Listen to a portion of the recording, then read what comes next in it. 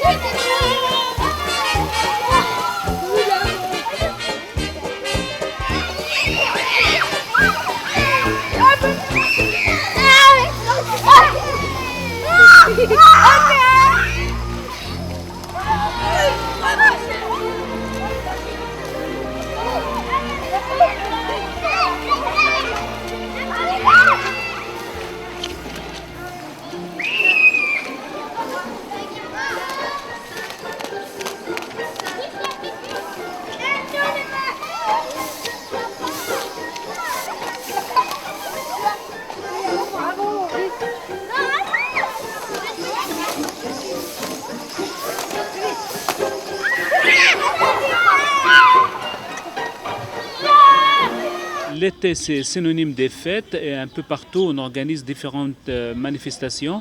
À Romont, c'est la braderie qui est très connue de la région suisse romande qu'on va vous faire découvrir à travers ce petit reportage. Tu viens faire quoi ici à Romont? À la fête.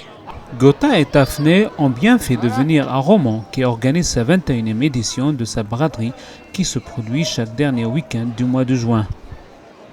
Cette coutume qui date du Moyen-Âge consistait à vider les greniers et à vendre les objets superflus et les surplus de produits agricoles.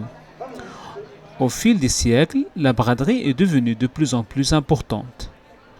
Aujourd'hui, la braderie est à la fois un événement culturel et commercial dans lequel visiteurs et commerçants trouvent tous leur bonheur. La braderie est une aubaine pour les professionnels et une occasion à ne pas rater pour faire un maximum de ventes en seulement 2 jours. Alors que certains proposent des marchandises rares, d'autres par contre cherchent l'originalité ou ce qui est en vogue.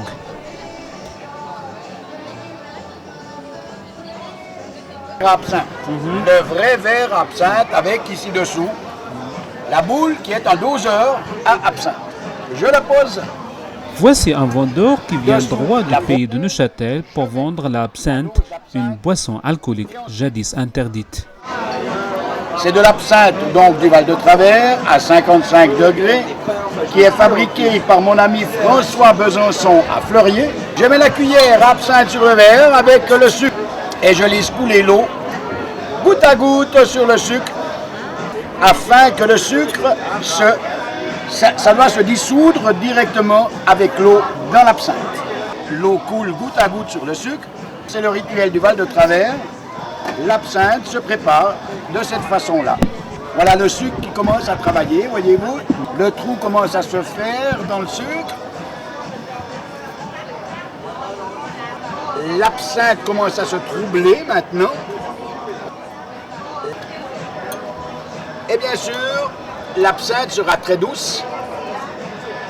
On utilisait beaucoup l'absinthe avec le sucre. À l'époque, c'était pour initier les dames à l'absinthe et pour enlever l'amertume de l'absinthe qui existait beaucoup À l'heure actuelle, l'absinthe, on l'a fait, elle est beaucoup plus arrondie, elle est meilleure qu'avant. C'est-à-dire qu'elle est meilleure, c'est au goût de chacun, bien sûr. Mais on a réussi à supprimer l'amertume qui ne plaisait pas trop aux dames et à certains messieurs. Voilà. Alors maintenant, cette absinthe, on laisse couler l'eau dans le verre. On brasse, bien sûr, pour que le sucre fasse son effet. Et voici votre absinthe qui est prête à boire.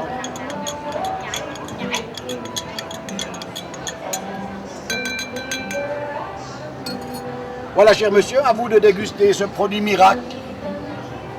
C'est de l'alcool à 55 degrés. Moi, je vous remercie. Mais pas de problème. Vous n'êtes pas obligé de tout boire parce que c'est fort, c'est assez violent. C'est la première fois que je bois de l'absinthe. Ah bon? Ouais. Eh bien, ça fait plaisir. Et qu'est-ce que vous en pensez? Ouais. Ça me rappelle un peu le pastis.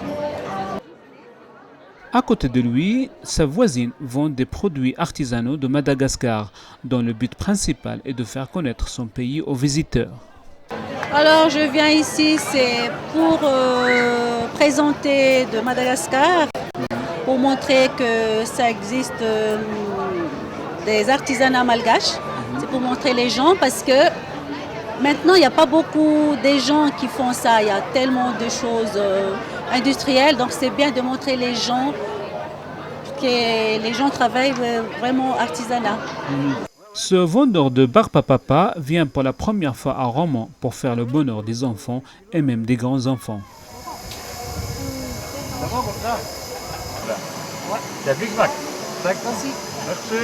Par contre, cette marchande est une habituée de la braderie de Romont. Cette fois-ci, ils vend des feuilles, un produit très recherché par des enfants, ou plutôt par les grands-enfants. Alors ce sont des feuilles, des divas, des gothiques. Ce sont des feuilles de collection qui sont numérotées. C'est marqué dessous, son numéro est marqué à la main. Et la série est limitée à 4800 pièces. Ensuite, ils cassent le moule, il n'y en a plus, justement pour ne pas se faire copier par les Asiatiques, entre autres. Et puis après, c'est des choses qui auront de la valeur. C'est des feuilles qui auront de la valeur, qui seront comme les timbres. En fait, il y aura des bourses, hein, des échanges. Voilà, ça c'est la feuille, la lune enchantée, par exemple, tout par la main. En dehors de son aspect commercial, la braderie est d'abord et avant tout un lieu de rencontre et de retrouvailles, notamment pour les Romontois et les habitants de la région. Parce que moi, ça fait 5 ans que je participe activement à cette braderie. Je ne suis pas de Romont. Je dois dire que je la découvre un petit peu de l'extérieur, que je trouve que c'est une fête absolument magnifique, où on sent vraiment que les gens de l'extérieur de Romont, justement comme tu disais avant, reviennent et ont envie de se retrouver. C'est vraiment une forme de rassemblement.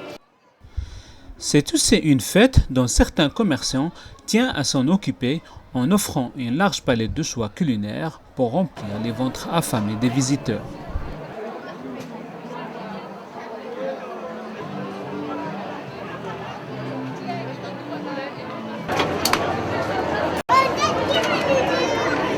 La braderie de Romont n'est pas une fête de la musique, certes, mais les quelques groupes qui s'y produisent contribuent à l'ambiance festive générale.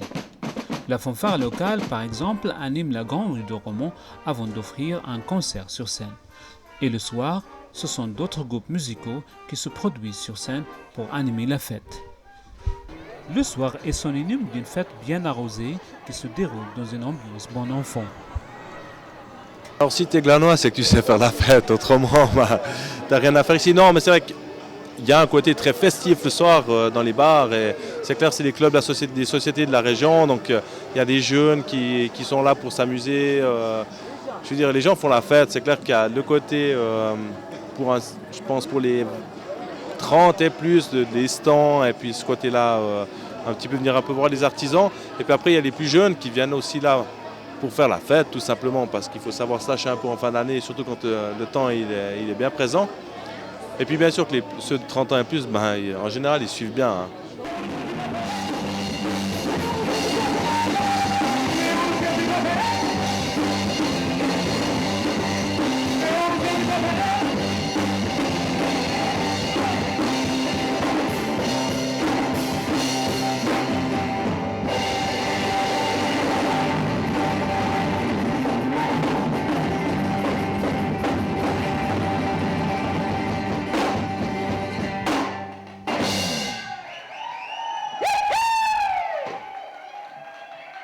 Et dans les sorties, il y a la bourdezik avec du breakdance.